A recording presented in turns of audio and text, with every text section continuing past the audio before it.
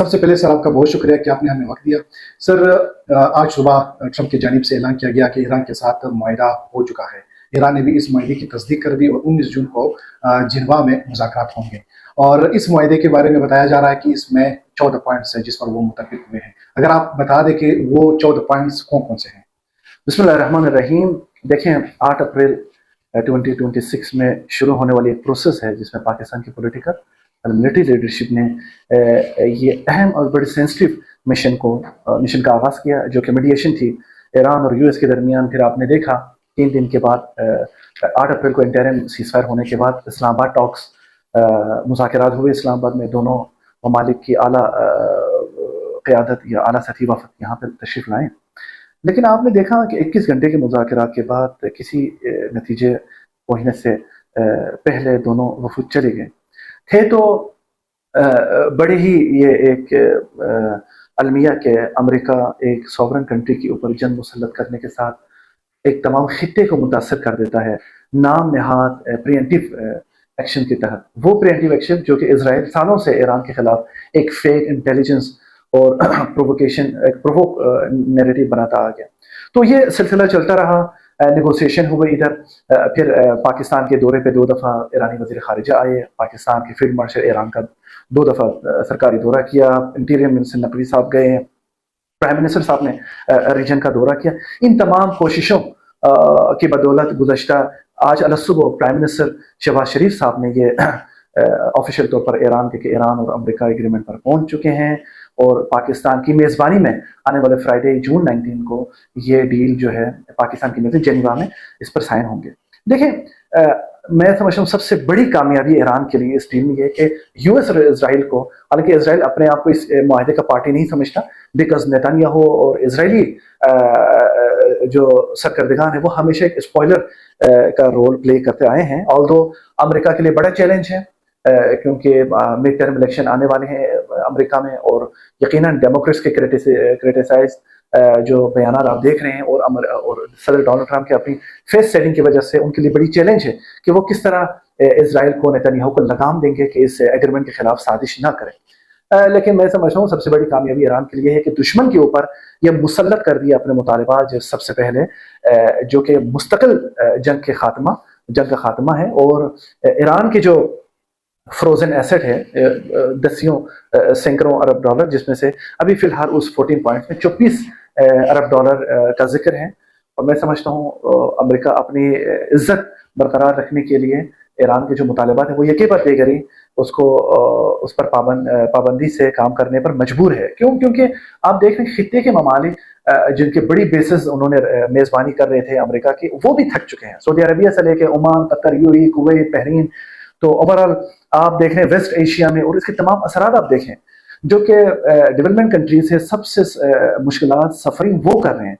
खुद America in तमाम इक़्तिसादी challenges को बर्दाश्त करने, इसको कंट्रोल करने कई दफ़ा अपने स्ट्रेटेजिक रिसोर्स को खोला है, ज़खायर को खोला है ताकि अंदरूनी महंगाई पर काबू पाया जा सके। लेकिन फिर भी आप देख रहे हैं कि 40 रोज़ा जंग के बाद फिर इंटरिम सीज़फायर होने के बाद एक बैक टू बैक नेगोशिएशन का नतीजा ये रहा कि बहरहाल अमेरिका और ईरान एक डील पर पहुंच गए जहां पे अमेरिका की जानिब से जंग का खात्मा हुआ। ये वो जंग थी क्योंकि ईरान ने कभी इसकी ख्वाहिश नहीं की। ईरान ने हमेशा मुज़ाकरात की हामी भरी, ईरान हमेशा मुज़ाकराती अमल में शिरकत की।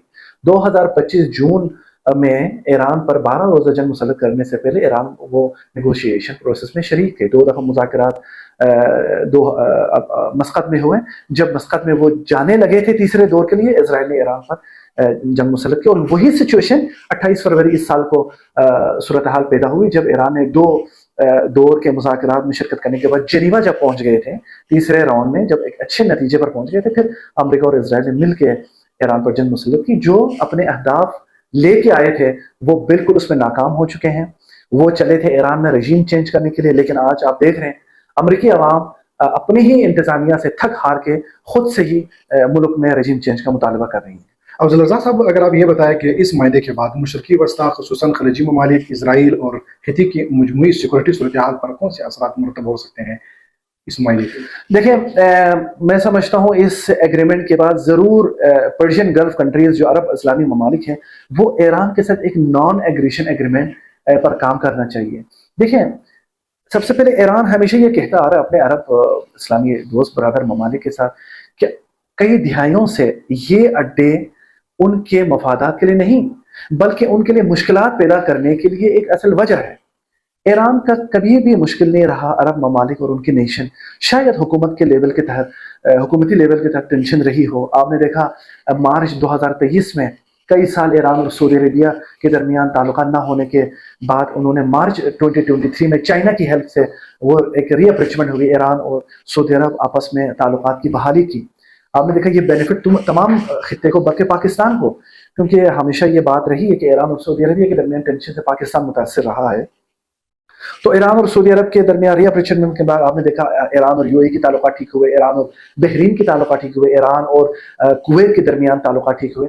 अब इस जंग ने एक बार फिर बदकिस्मती से ईरान को और जीसीसी ममालिक को आमने सामने रखा।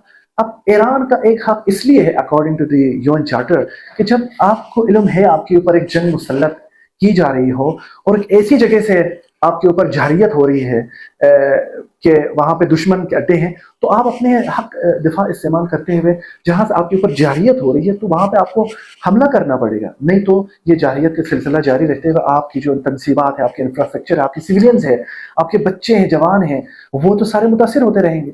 तो मुझे यकीन है इस एग्रीमेंट के बाद अरब ममालिक और ईरान बड़ी संजीदगी से ऐसे एग्रीमेंट पे आ जाएंगे कि अगर खुदा न खास्ता इजराइल दोबारा इस खत्ते में फसाद बर्पा करने की कोशिश करें या इस एग्रीमेंट के खिलाफ साजिश करने की कोशिश करें, ईरान और जेसीसी कंट्रीज के दरमियान ऐसे मुआहिदा मौजूद हो, नॉन एग्रेशन एग्रीमेंट, ताकि दुश्मन की साजिशों के बावजूद भी इन ममालिक आपस में बाहमी मशावरत के साथ, बाहमी कोऑपरेशन के साथ ऐसी साजिशों का खात्मा किया जाए। देखिए इस जंग ने ये साबित कर दिया कि जो फ्रजाइल सिक्योरिटी मैकेनिज्म है इसको मजीद मुस्तकम करने की जरूरत है। आप देख रहे हैं कि पाकिस्तान सऊदी अरेबिया के दरमियान स्ट्रेटेजिक म्यूचुअल डिफेंस एग्रीमेंट है जो एक बैलेंस खित्ते में एक ताकत का तवाज़ुन के लिए एक मुस्बत असरात हैं।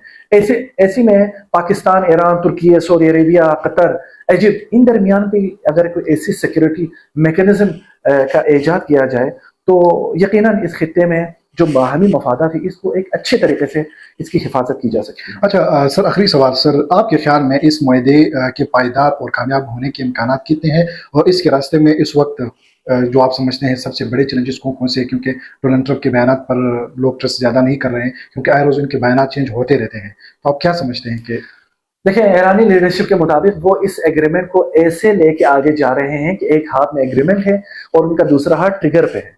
इसका यही मतलब है कि वो अमेरिका के ऊपर एक बहुत ही गंभीर एतमादी के बावजूद पाकिस्तान के मीडिएशन ने ये काम करके दिखाया, यह रिजल्ट आया कि इस बदएतमादी के बावजूद ईरान ने अमेरिका के साथ एग्रीमेंट करने पर राजी हो गया। तो सबसे बड़ी चैलेंज तो अमेरिका की बदअहदी भी है। अमेरिका ने हमेशा सफारतकारी को धोखा दिया है, 2 दफ़ा ईरान पर जारियत की, और उसके बाद जो एक नेगेटिव फैक्टर है वो इसराइल है।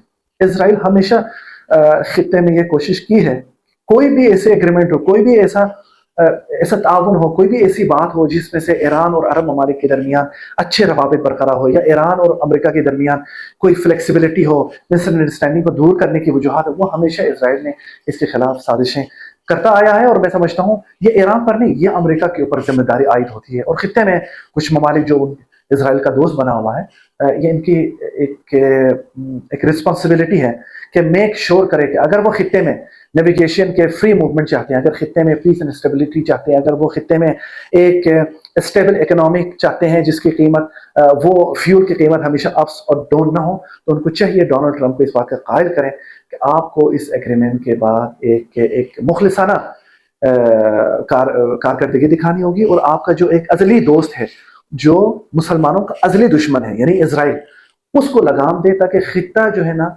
एक चैन की सांस ले सके और इसके जो असरात है, मुस्बत असरात है, न सिर्फ खित्ता बल्कि इंटरनेशनल कम्युनिटी को भी पहुंचाया जा सके। बहुत शुक्रिया अफजल रज़ा साहब टाइम देने का।